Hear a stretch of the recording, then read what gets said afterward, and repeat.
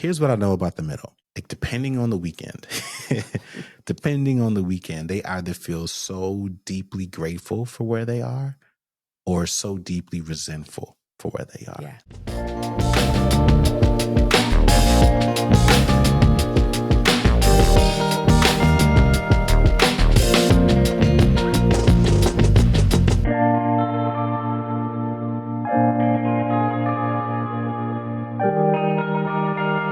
Welcome to the Rich and Regular podcast, where we explore life at the intersection of money. I'm Kirsten. And I'm Julian. And today we're talking about spending personality types. Yes. This is a bit of a reaction to something. We'll talk about that in a second. We'll talk a little bit more about our book. But first, I want to give a shout out to Same Brit, Different Day. That's like my favorite username. I like that. Same Brit, Different Day. This is a comment from our Spotify family. She left a comment on episode 213, which was entitled Unusual Ways to Make Extra Money. And she said, great episode. Funny you mentioned the last bonus tip for voiceover work. I looked into this and ended up with a side gig as a voice specialist testing phone prompts for companies before they go live. Ooh, that's good work. Thanks for reminding us to think outside the traditional 9-to-5 box. I need to send Britt an invoice. Yeah. I want my fair share of the first paycheck. No, that's really cool. I just appreciate her doing this work, because if she's the person who makes sure they hear representative and not like, I'm sorry, did you say refill prescription? Like, if you're the person who can do different accents, different scenarios, like, I don't know if that's what you do, but that needs to be a job. Yeah, I heard it a little differently, but yeah, voice specialist testing phone prompts. So I was wondering if she was listening to other voices to determine whether or not whatever system they've set up to press one, whether or not that works. That's how I'm interpreting. Oh, I interpret it as when people respond to a prompt, does our system know what to do with it? Well, I don't know. But you know what? Hey, get your money, girl. Use your voice. Yes. I love it. All right, let's jump in. We are talking about different spending personality types. I made a reference that this is a bit of a reflection or a bit of a reaction. It's actually a little bit of both. We were featured in a Business Insider article, which was written by our good friend Leo. This is not the first time Leo has represented for us, so shout out to Leo for doing that. This is a really, really good article. Saw a nice wave of people coming in, so maybe a lot of new faces here. But it was drawing from a section in our book. Our book is entitled Cashing Out.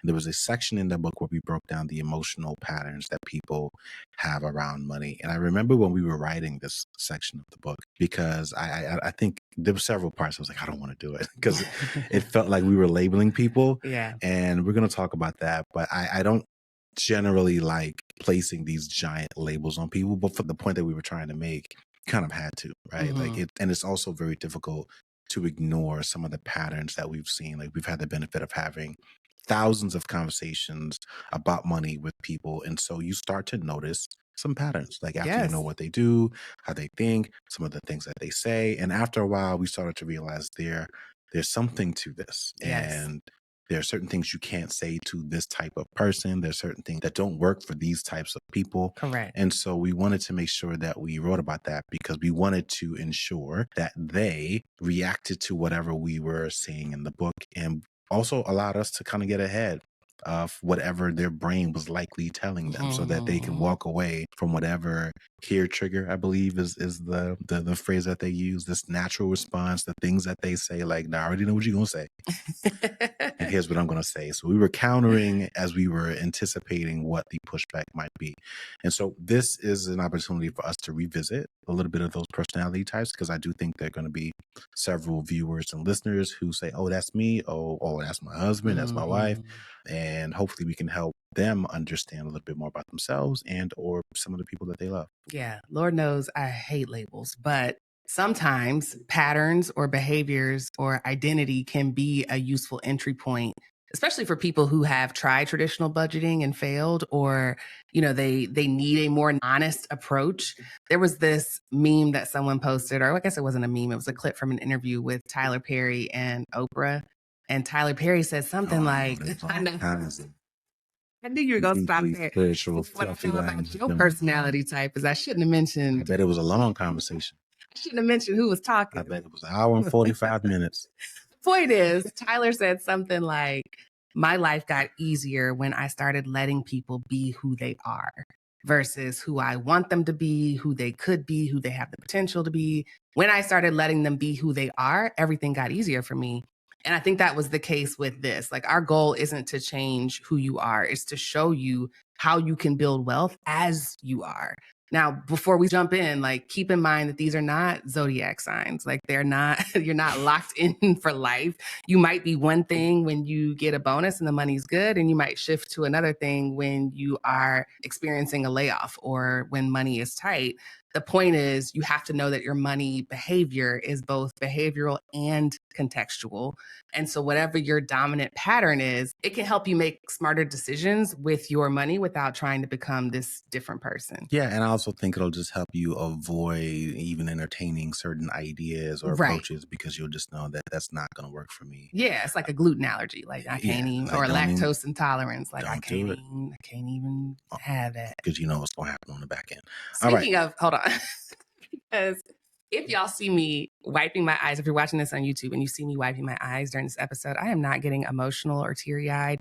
It's just these allergies got my eyes like burning and dripping. Sounds gross. We've been But dealing with this for about 3 days now. I know. I have itchy eyes, so don't start no rumors about how Just something Julian made me cry just or something how about this topic that gets you a little emotional. All right, let's do this. So I want to jump into the first one. This is not the order. I don't believe that we addressed it in the book. Maybe it is, but No, it's not. yeah, I didn't think it was. But the first one is fast spenders, and I do like the fact that we are starting here because I know for a fact we have a certain significant percentage of our viewers and listeners who are fast spenders. We defined this label, this category, this group as high earners, but also high burners. And what that means is these are people who their relationship money is a very fast one. It comes in quickly, it goes out quickly, and they have designed their life around that pace. They are accustomed to that pace. It is nothing for them to spend a couple $1,000s here because they know a couple thousand more are coming right back in the next day. And this is just how they live. And there's a lot to who these people are, right? Like that's a fairly general description, but in terms of some of the patterns that we've seen, specifically with the people that we were trying to reach, is that a lot of them are like the first to make it, right? And I'm not saying that to suggest that they are New money. new money, No. right? Like they got a bunch of new money, they don't know what to do with it. It's less about that so much as it's about this sense of entitlement or deserving, right? They're the first one to make it. I should be, driving this kind of car. I should have this kind of home. I should wear this kind of clothes. I should eat at these kinds of restaurants. I absolutely will not, even entertain shopping at these kinds of places or being seen in those places because I am off this level. They're very status oriented in a lot of ways. Quick quote from our book, and there will likely be several throughout this podcast, but in reference to fast spenders, we wrote, and I quote, "Their spending tends to be impulsive, emotional, and often driven by a desire to keep up with others or reward themselves for working so hard." And I know that seems like, well, everybody does that, but not like fast spenders do it, right? And because the thing about fast spenders is that a lot of them are in highly specialized professions. Exactly. And so they make more in a year than the average family's net worth. Let's get specific, right? So we're talking about doctors, we're talking about the attorneys, engineers, we're talking about business the lawyers, owners, the consultants, the management consultants. Like these are people, if you're unfamiliar with those roles and the amount of money that they make, we're talking very easily, 6 figures or more in some cases, multi 6-figure people.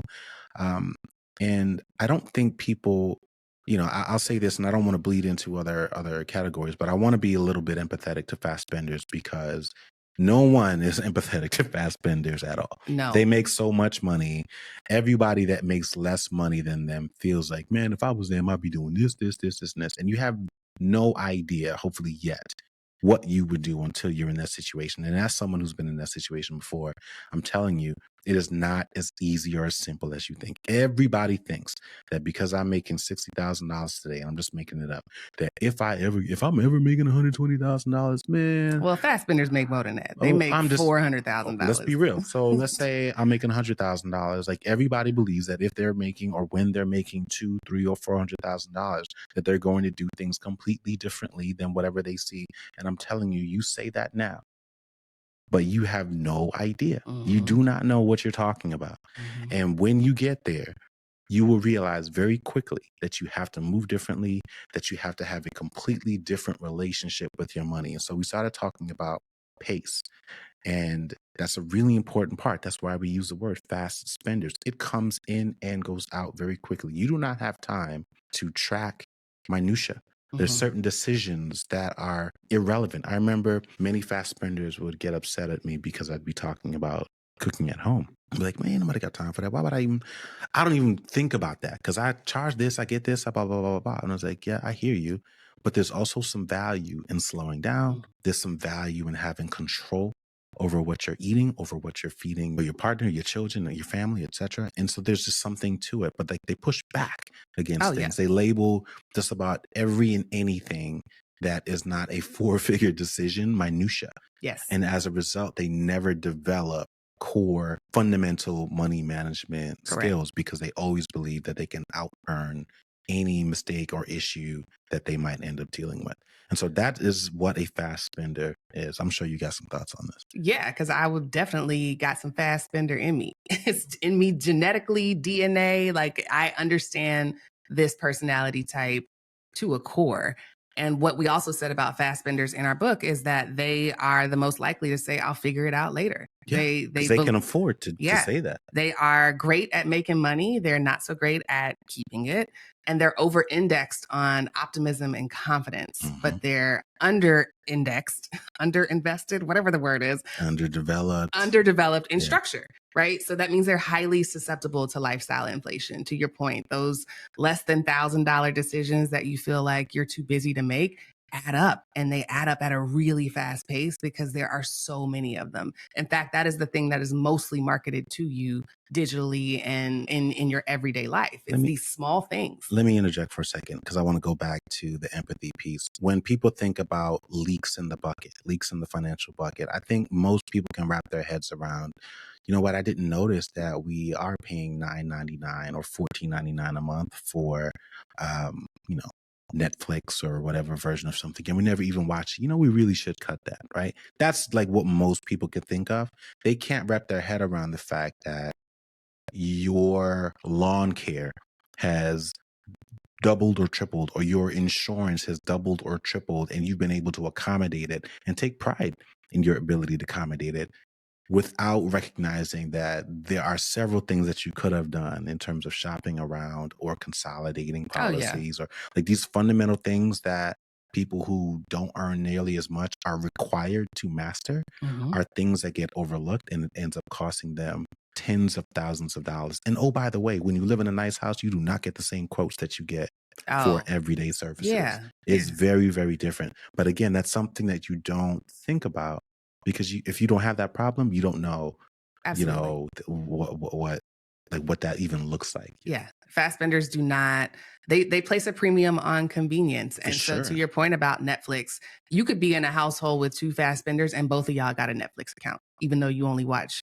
one TV at the same time. But you both have one, you're both paying, you're double dipping. You could just create an account. It don't matter. Like I know my login, I have my login, you got yours, we'll both pay for it. It's that kind of thing.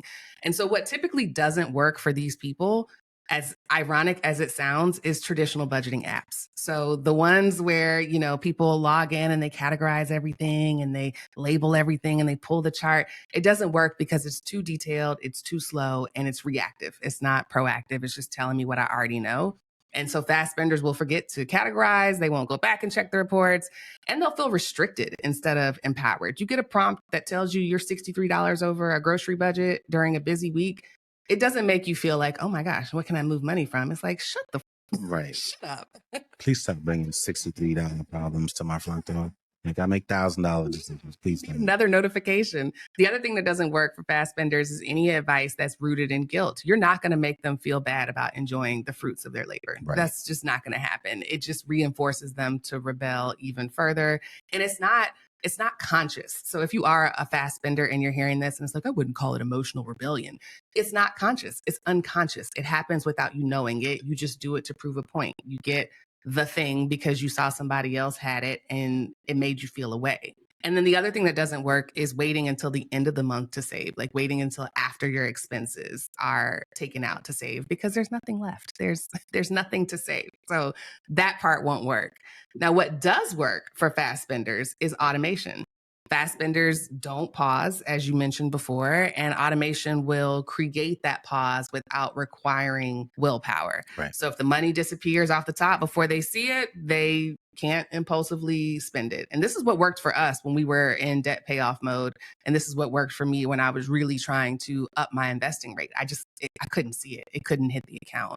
And so what it does is it taps into their strength, which is their earning power, but it also controls for their weakness, which is just, unintentional, unconscious spending. Right.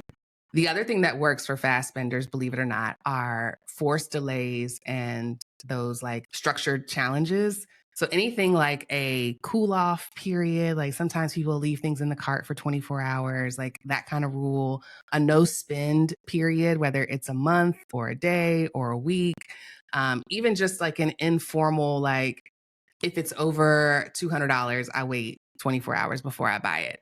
All of those force that pause that doesn't come naturally. And it gives you the time to kind of reconnect the decision to buy that back to the values that you actually have or what you actually need. And so it just overrides your current mood a little bit. And it has to be something that you want for yourself. Like there's no like, referee that's going to tell you you can't buy that. Yeah. But you got to be like, Tuesdays is my no spend day. And that in and of itself just helps you not come home and scroll or do whatever you do on Tuesdays. Yeah. It always makes me think about executives. And if you've ever had an opportunity at your job to meet with an executive and maybe you're presenting them, maybe it's like for your review or something like that, and you're sharing like nitty gritty details. And so maybe you've created a one pager. I'm just making it up. But behind every bullet is like weeks of work. You know what I mean? Like you might not even get to the sixth one. You've got 10 things. You don't even get to the sixth one and you had practiced it. You spent so much time, you're ready to go into detail about all those things. But you will notice with executives that they're not particularly interested in the details. Like I need the highlights, I need the bullet points, I need the executive summary, because they have to make so many more decisions, like heavy, meaningful decisions every single day. They do not have the time to make $60 decisions. Ramit talks about it all the time. Like this is a way that we all need to kind of graduate to, is to stop making, I forget what he calls it, $300 decisions and start thinking about $3,000 decisions. But it's very similar to that mindset that I think he's referring to. And so that's what I think about whenever I'm trying to be empathetic to fast spenders. And again, most people are not empathetic to executives, because most people are not executives. They think, oh, well, they just don't care. And they're not interested in the details. And it's like, no, they can't be interested in the details. They employ people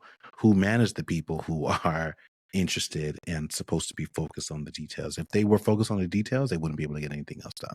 Right. So those are the fast spenders and some of the things that work and don't work for them.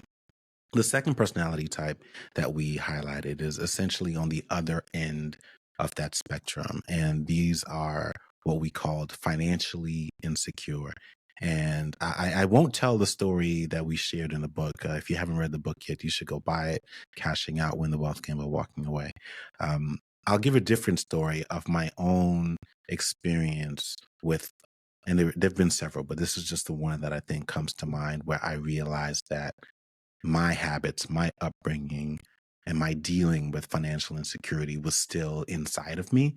And it was very difficult for me to overcome that, despite my socioeconomic status changing, despite me having comforts, despite me having plenty of cash flow and all this other stuff. So I don't remember what year it was, but it had to be over 10 years ago. This is shortly after we met. You'd moved in, and I remember, and we were living in what was my old townhome. And whenever it rained heavily, there would be like a little bit of water. Like it would have to rain like significant, like 2 or 3 days. And for whatever reason, there would be like a wet spot in the living room. And we had a living room with like a sunken sort of level, not that sunken, but like a little lower. And there would be like a wet spot right when you walk in. And I'll pause right here. Till this day, because our basement's the same way. Whenever I come down off the bottom step, I still, I mean, in my head, I still feel soggy feet till this day. That's how deeply ingrained and traumatic that experience was. So 10 years plus years ago, like whenever it would rain, like really, really bad, I would, you know, have to put down some towels or something to absorb this smell. And so you've got water coming up from underneath the house and through whatever the subfloor and then through into like the carpet. And it just got a little funky after a while. And I'd clean it and be like, all right, it's not that bad. And I would take pride in my ability to remedy the situation and say, you know what? Like we solved for it, and it's not that big of a deal. We don't have to deal with it that often. And eventually I tried to explore what was going on with the HOA. And we had a terrible, terrible kind of maintenance dude. And he was like talking about digging up and thinking it was a water issue. My concern was that it was a foundation issue. Long story short, a few years after that, when we decided to completely renovate the home because we had plans on paying it off and turning it into a debt-free rental, we shared that note with the contractor and say, hey, man, just so you know, like as you guys are doing all this stuff, when we get to the floor, I want you to look into this issue because it's something that we've got to brace for. And I remember when we were doing the budgeting, I was thinking like, this is going to be the thing that completely blows the budget. Like you say, home ownership, you say anything like roof or foundation issues, it's going to completely blow the budget. And he came back and was like, oh yeah, we patched it. And I was like, all right, how much is it going to cost? He was like, oh, I mean, honestly, it was like $500. And we've got the leftover stuff. So you can have the rest of it if you want. But like, we'll just add another $500 to the thing. He patched the issue. Just It was just a basically, crack. it was a little crack. He smoothed it over, filled it. He was like, yeah, we filled it. So you shouldn't have that issue anymore. And I remember even then thinking like, oh man, he didn't really solve the issue. Like we're gonna put this new flooring down. I'm gonna have to replace it because like blah blah blah. And no, like he fixed the issue. Like problem solved. And it was a $500 issue. And I remember thinking, like I had spent years, like mildew and all kinds of nasty stuff would come up after a while, and we would clean it. And so all of that to say, like I took such great pride in my survival instincts and my ability to get by and my ability to withstand inconvenience or say no. And that is financial insecurity to a T to me. It is, you have lived so long, or you've been so, for lack of a better word, I'll say impacted. I won't say traumatized, impacted by financial instability, by having more month at the end of your money, by being on the edge or below the edge, that you are unable to think. You clutch onto every single dollar. You don't even explore issues because you know that if I do, no different than when they say why Black men don't go to the doctor because they already know what they're going to say. So I'm not even going to bother going. It's the same sort of mentality that I think affects a lot of people. And so what doesn't work for them or financially insecure, because I'm still in me, right? It's still in me. But what doesn't work for people who are still struggling or dealing with that is what we call high risk, high reward financial advice. You can't encourage them to embrace risk because they are so risk averse because they cannot afford to lose anything. Even if they can, they've convinced themselves that they absolutely can. Like they invest with the goal of making sure that I don't lose all my money, which is not the goal of investing at all. Like that's saving, but they can't really ever graduate mentally or intellectually or even emotionally from being a saver to truly being an investor and understanding and embracing the ebbs and the flows that come with that experience. You also can't just say things like it's simple, like just invest or, just say, like, because they will give you a long list of deep reasons and stories and emotional rationale for why nothing is just that simple to them. Even though all you have to do is download the app, do everything that you just said, agree to send 25 to $100 a month or whatever that number is. Nothing is that simple because they will say, well, it's easy for you to say because, and it's when you don't have a sister with special needs, or when you don't have a mom Mm-hmm. who's dependent on you, or when you don't ever know that any day your cousin is going to call you and ask you for money, or when your sister is on drugs, or when your brother, it's Mm-hmm. just like, goodness gracious, there is a constant barrage of threats that keeps them in this state of fear and And indecision. it's an attachment to that $25. They wanna know where it goes and can I go with it? For sure. Like, this idea of just sending it somewhere and letting it sit and grow for 25 years is like, that's crazy. Or, Like, what if I need if I it? can't keep my eye on Like, it, right? Like, yeah, I'll be figurative here. Like, if I can't keep my eyes on it, I don't want anything to do with it, yeah. right? And what that means is there's a limitation right around the span of your arms of which you can imagine. You can't Mhm, see anything beyond that because you don't trust anything beyond your field of vision or beyond your reach. So you're hoarding money. And mhm. this is about as much, whatever your wingspan is, that's about the max that you will ever have. And you found comfort in that, despite the possibility of there being more if you would just let go and give your money an opportunity to multiply. Yeah, So that's how I think about financially insecure. And I know for a fact a lot of people are hearing that and likely feeling judged. But hopefully they can, also rewind and see that I still identify with that in a absolutely. lot of ways. And so, it's something that takes time.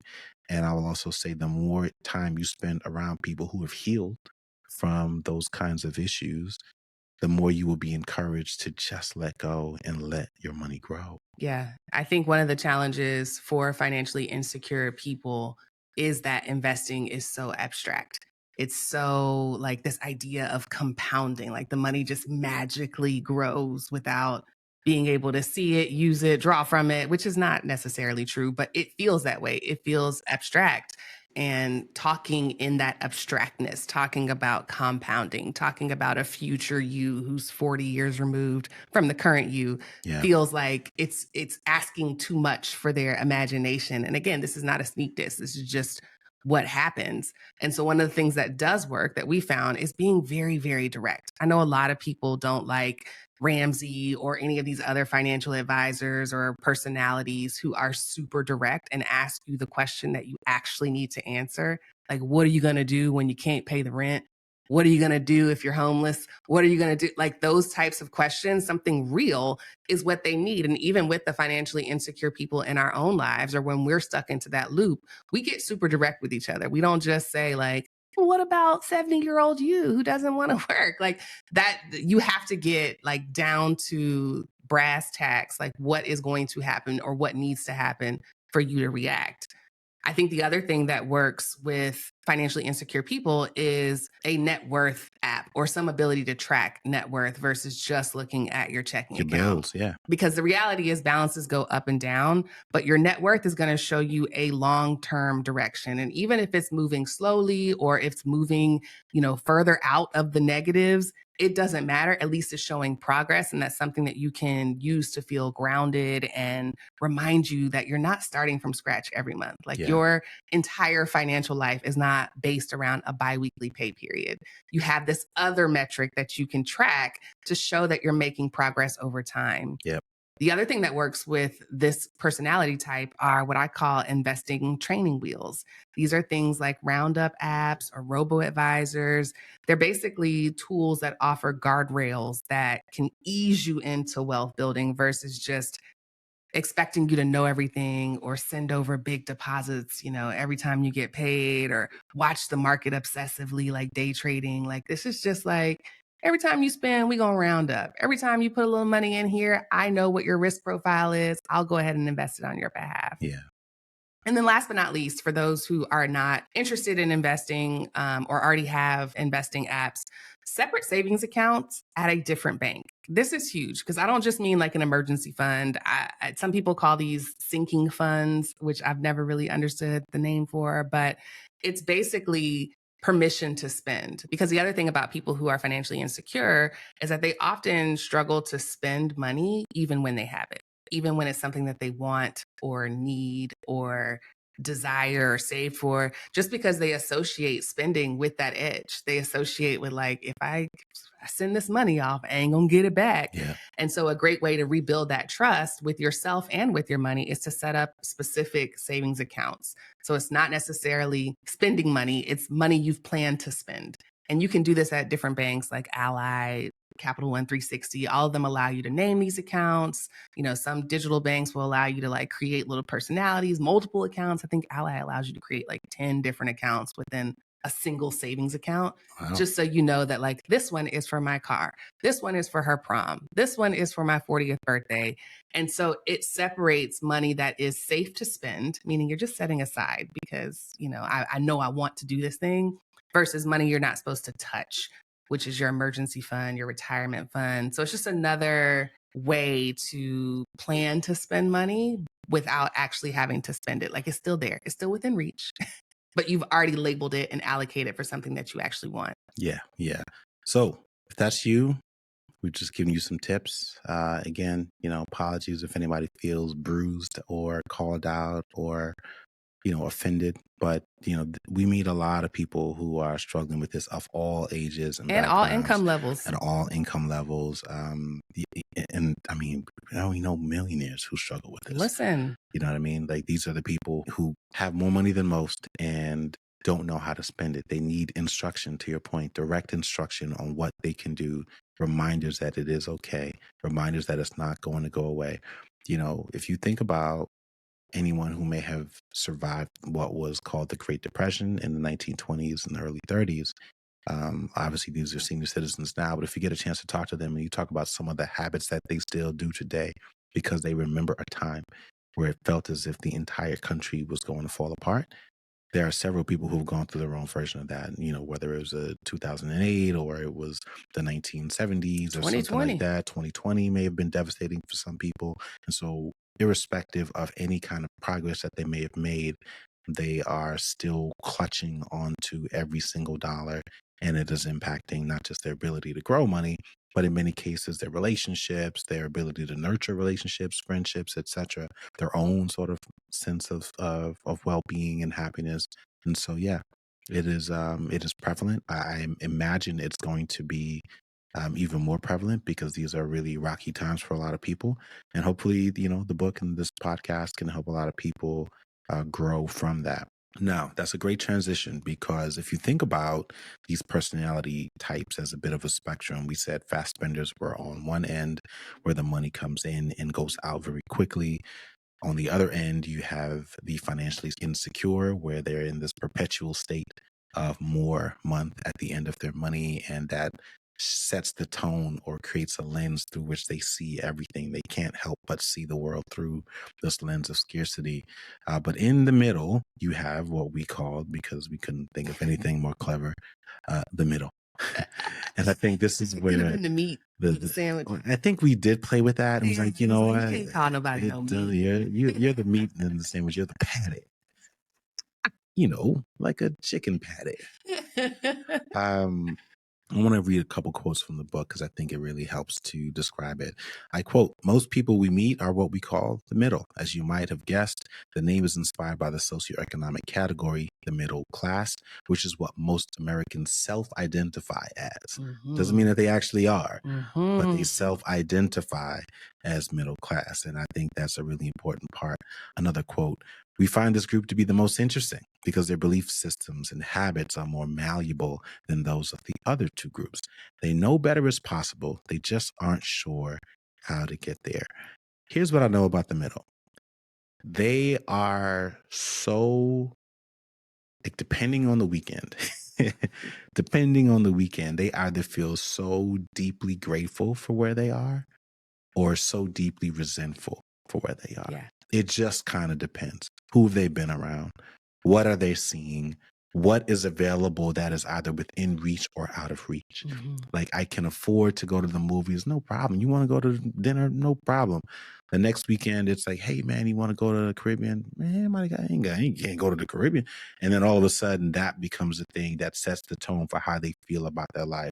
It is, in many cases, a reaction of their upward mobility.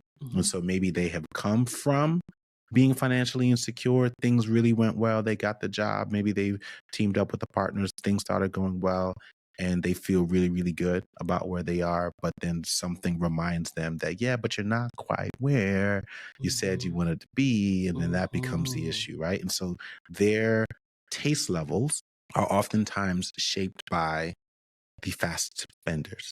Like I see these people out here. I'm just making it up. Chanel, making up a name, right? Like they going to and staying at the at the Four Seasons, and why we can't even go, to stay at I don't know the Holiday Inn. I'm just making it up, but like it's little things like that that remind them, or they see those pictures on social media, and it reminds them that they are behind, and that sets the tone for where they are.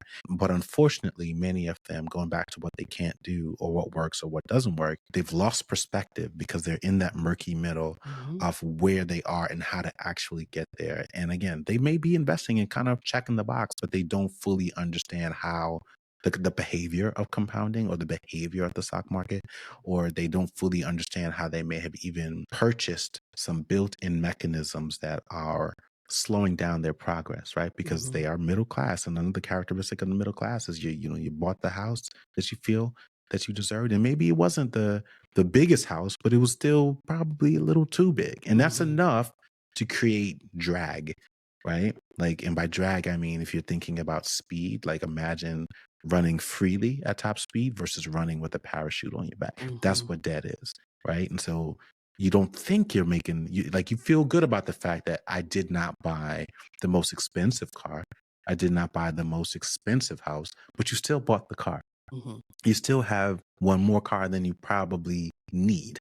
You still bought a house with one extra bedroom more than you probably need, or an unfinished basement than you probably need, because you convinced yourself that you deserve these things. And as a result, you're not seeing the rapid growth or effect of compounding as you imagined. And as a result, you're not able to spend cash at the same extent as other people who earn more than you. And so it's a very twisted, constant grind that creates a lot of tension, but is very deeply motivated by comparison and very heavily influenced by subtle lifestyle creep that feels insignificant, but is very important and is playing an important role as to why you are so deeply unsatisfied. Mhm. I think what doesn't work for the middle is what I would define as one size fit all financial Mm. advice, Yes. um, because they just they're not really sure where they are.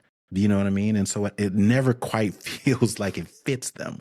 It's like, well, I feel like I'm further along, and they're somewhere in the middle, and they're just struggling with this indecision all the time because they're not really sure. Like nothing quite feels like it's tailored for their specific lifestyle, and it again leads to a lot of indecision, a lot of delayed decisions, because you feel like maybe time will wash away this issue. And then they start to believe that, well, you know what, when I get this job, and then that will just make all these problems go away.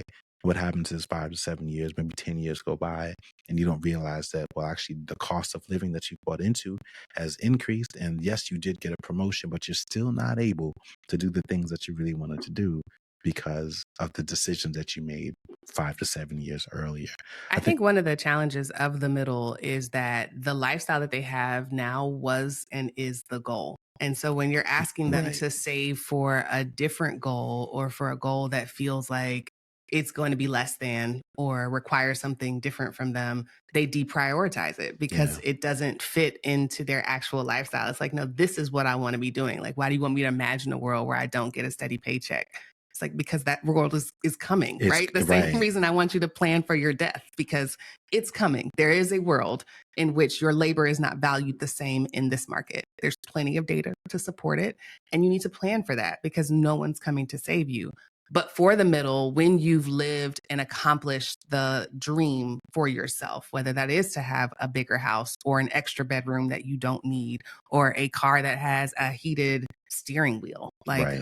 who'd have thunk, right? Like you don't need a key to get in. What? You just push it to start. That's crazy. When you start to get those things, like imagining a world without them feels like a step backwards Mhm. versus another goal. to say that you will get tired of this eventually. Like it will not have the same feel to it as it does right now. I understand that it's good right now, but you got to plan for it to diminish. Yeah, they don't like to think that the things, specifically the things or the experiences that they bought into, were likely not bad decisions, right? Like they really struggle with seeing their decisions as bad decisions because they feel like they did not go extreme. I did everything right. I went to college. I got the good job. I didn't buy the most expensive thing. It was like, yeah, but and unfortunately, it's still a little too much. Well, in some cases, it wasn't a bad decision. It was just a decision you could only make once. Right. And so you can't buy a new car every 15 years or every 7 years. That was your car. And you need to make this one last for 25, 30. This was your last new car. Right. Oh, you don't like this no more? Well, Right. you know. Like this is your last new house. This is your last new dress. These are your last 4-inch heels. And that idea, it's a form of grieving, right? It's no different than having to confront the things that you have to confront with estate planning. But it's challenging when traditional financial advice asks you to create a lifestyle for yourself and then creates a financial goal that matches that lifestyle. Right. And what the middle tends to do is say, well, I want to still be making $120,000 even when I'm 70 because I like these things. And it's like, okay, well, then you need to save 6.3 million. And it's like, well, that's impossible because I'm spending all 120,000 right now to have this lifestyle. So it just becomes a circular conversation. I think the other thing that doesn't work for the middle is tracking every dollar or these over customized budgets. Very time. Well, yeah, very similar. Bees. Very similar to the fast spenders. They're already mentally exhausted. They're already haunted by shoulds. And too much detail is going to create that friction and they'll abandon the system and then feel bad about failing. And so, I don't recommend that. What I do recommend is calendar-based budgeting. I don't know why people don't do, I mean, I know why, because people are used to biweekly paychecks. But if you could track your money by season instead of by categories, I think that would just relieve a lot of pressure from a lot of people. You don't want to have to track every transaction, but you do need the structure of knowing that, April is tax refund month, July is vacation month, August is back to school month. Yeah. And so, in the summer, you're going to spend more despite the fact that your paycheck hasn't changed or that you're doing less or whatever the case is. And you can budget and save based on that versus just saying, well, I need to figure out how to make groceries fit within this number, even though the kids are home all day and I'm, working from home, whatever the case is. Yeah, I agree. I mean, you may not need to do a weekly or monthly financial review of yourself and or with your partner. And you might not have to automatically say, all right, well, then quarterly. Like it could just be 2 to 3 times a year, positioned at the right time that works for you and your schedule that allows you to make enough of the big decisions, good judgment calls around what needs to change so that you can make it to the next meeting, right? Yeah. It could be April, September and the end of the year. I'm just making it up. But like that could work for a vast majority of people. It's enough to allow you to do a deeper dive so that it doesn't like feel like you're going through the grind again. And it just gives you enough like really meaningful data to look back and make a smart decision where you still feel good about whatever you land on in terms of what you're going to cut or what you might even want to upweight. Yeah. The other thing I would say that works for the middle is automation, like everybody else, but with built-in escalation or with a sweep account. So instead of just moving money over every so often, it actually increases every quarter. So if you are investing in your 401k, some 401ks will allow you to say, but I want to increase the contribution every year. And you can set that to be like around bonus time. In our health savings account, our HSA account, it has a sweep functionality. So when I put money in, it sits in the cash portion. And then once that portion gets over $1,000 or $750, it sweeps it into the investment portion. So I always have cash that I can use for day-to-day expenses if we have them. But then if we've gone a couple months where we're not spending anything or whatever it is, it sweeps it into investments and I can put that money to work. So that type of functionality exists. It's not enough to just automate. You actually have to like raise the bar a little bit because the middle is good for saying, I'm going to do it once something happens, once something calms down, once this happens. And then that day, that moment never comes. And so you have been investing 5% into your 401k. for the last 20 years, instead of saying it was 5% for 2 years. And then I increased it to 6, 7, 8. And now I'm maxed out and I can move on to a different account. It just allows you to incrementally increase your contributions. The last thing I'll say that works for the middle class is auditing that lifestyle creep. You got to take the long view. Another reason for not looking at month to month, week to week patterns is because sometimes you don't look at how your life has changed as your income has changed. A 3-year view will do that.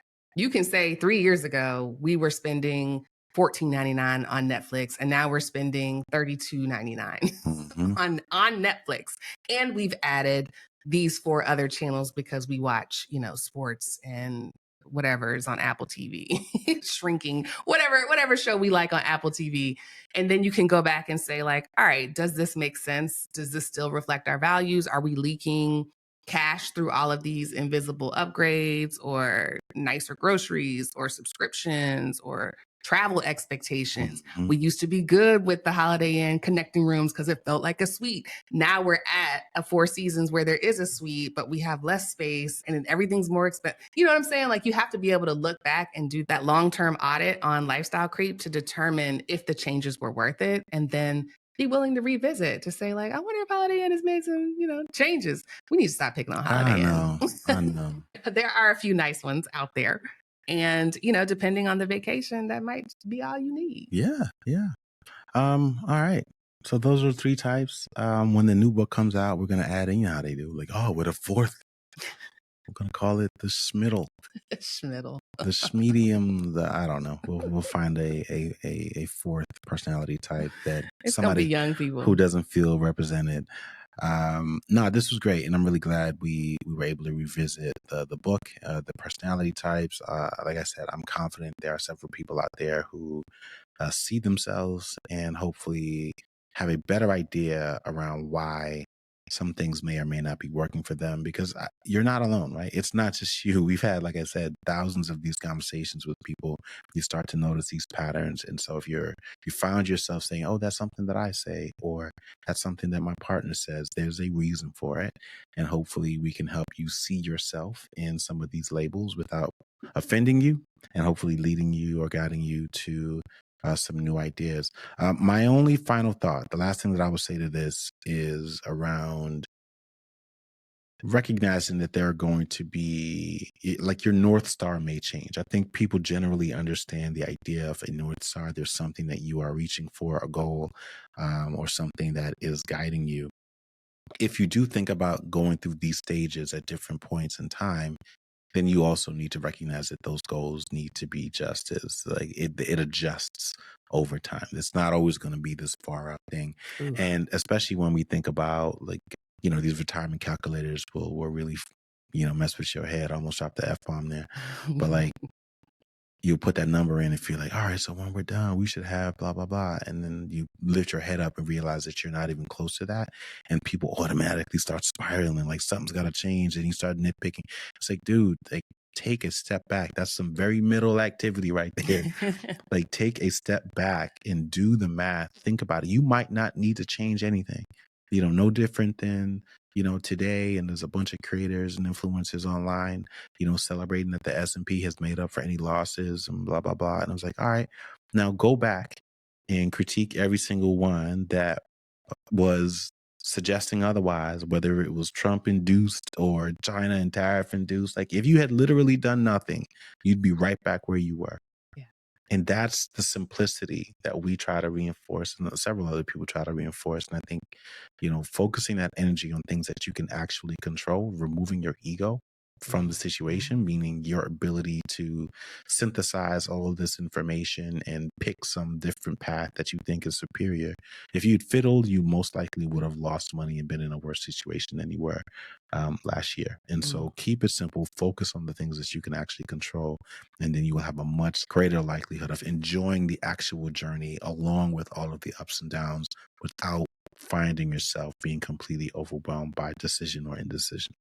I love that. And I think we should do an episode on our North Star and how it's changed over the years. It could be in little ways, like just things we used to want for ourselves, goals we used to have for ourselves, versus now at this point in life, like whether you're still thinking about that. Like, Yeah. You know what I mean? Yeah. I don't know. All right, y'all. Well, thank you for listening to another episode of the Rich and Regular podcast. If you were offended by anything we said, just go and log out. But if you weren't and you liked what you heard, then let us know. Leave us a 5-star review on your favorite podcast platform or keep a comment below to keep the conversation going. I'd love to know if you saw yourself in any of the personality types or if you tend to go between them like I do, like we do. I'd love to know that. So keep the conversation going. We will see y'all next week. If you like videos like this and want to see more, make sure you click subscribe and turn on notifications.